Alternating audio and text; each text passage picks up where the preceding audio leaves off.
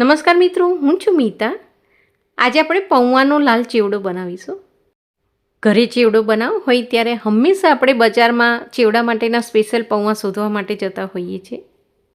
પણ આજે અહીં આપણે આપણા બધાના ઘરે ઇઝીલી અવેલેબલ હોય તેવા બટાકા પૌવાના નોર્મલ પૌવામાંથી ચેવડો બનાવીશું.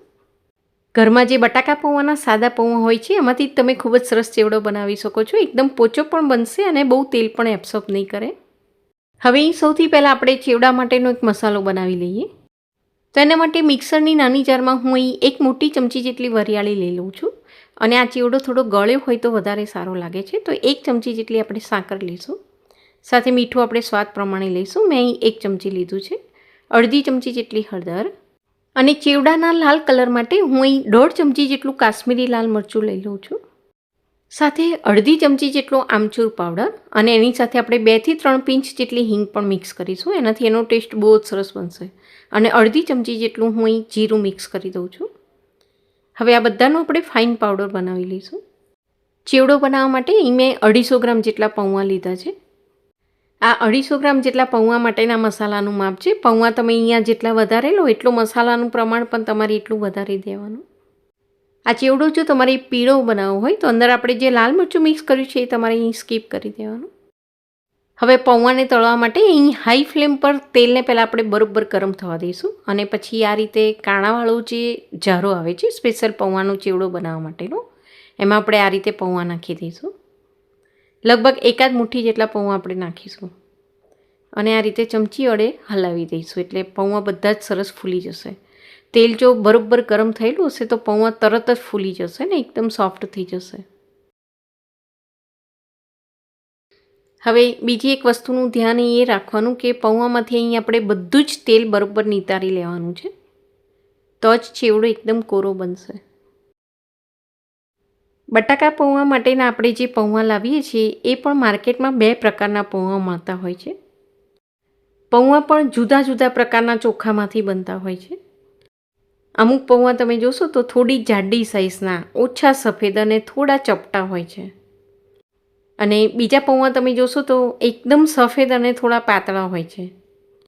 તો અહીં તમે એકદમ પાતળા અને સફેદ જે પૌવા આવે છે એમાંથી ચેવડો બનાવશો તો એ ચેવડો છે એકદમ સોફ્ટ બનશે, એકદમ પોચો બનશે. પૌવા એકદમ ગરમ ગરમ હોય ત્યારે જ એમાં આપણે આ રીતે થોડો થોડો મસાલો પણ મિક્સ કરતા જઈશું. પૌવા જો બહુ કડક નહીં હોય, સારા ચોખામાંથી સારી ક્વોલિટીના બનેલા હશે તો એનાથી ચેવડો ખૂબ જ સરસ બને છે. બજારમાં મળે છે એવો જ ચેવડો તમે ઘરે પણ ખૂબ જ આસાનીથી બનાવી શકો છો. આ ચેવડો બનાવતા બિલકુલ વાર નથી લાગતી. 15 થી 20 મિનિટમાં જ આ બનીને તૈયાર થઈ જાય છે. આપણો સાદો પૌવાનો ચેવડો તૈયાર થઈ ગયો. હવે એમાં મિક્સ કરવા માટે આપણે બીજી પણ થોડી સામગ્રી તળી લઈશું. અડધી વાટકી જેટલા હું અહીં શેકેલા સિંગદાણા લઈ લઉં છું. સાથે થોડા કાજુ અને દ્રાક્ષ પણ મિક્સ કરી દઈશું. અહીં મેં ગેસને એકદમ લો કરી દીધું છે. એકદમ લો ફ્લેમ પર આ બધું આપણે તળી લઈશું. દ્રાક્ષ બરોબર ફૂલે ત્યાં સુધી આપણે આ બધું તળી લઈશું.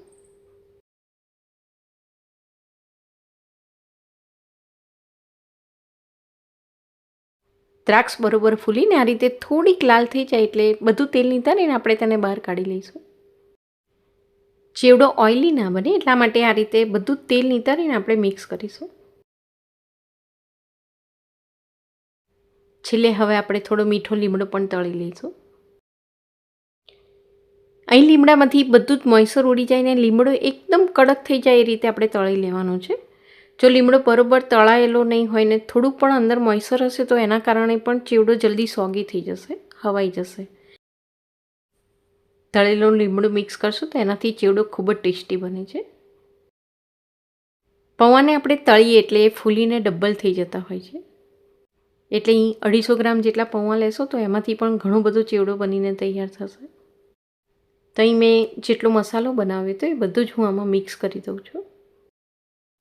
પૌવા તળી જાય એટલે તરત જ તમે એમાં મસાલો મિક્સ કરી દેશો તો મસાલો પૌવા પર ખૂબ જ સરસ રીતે સ્ટીક થઈ જશે અને એનો કલર પણ ખૂબ જ સરસ આવશે. મમરા અને પૌવા એ બંને અંદરથી પોલા હોય છે એટલે એને ખૂબ જ જલ્દી હવા લાગી જતી હોય છે. તો આને તમે એકદમ એરટાઇટ ડબ્બામાં ભરશો તો 1 મહિના સુધી એકદમ કડક રહેશે, બિલકુલ નહીં હવાય. ઘરે બનાવશો એટલે એકદમ શુદ્ધ તેલમાં બનશે એટલે સ્વાદમાં પણ ખૂબ જ સરસ બનશે. તો જરૂરથી ટ્રાય કરો.